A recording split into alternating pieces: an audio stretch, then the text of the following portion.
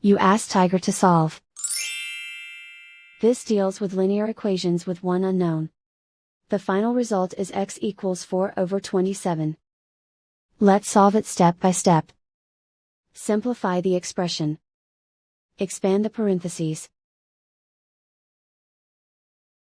Simplify the arithmetic. Multiply the coefficients. Expand the parentheses. Group like terms. Simplify the arithmetic.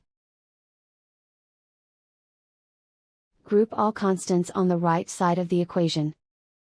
Add 4 to both sides. Simplify the arithmetic.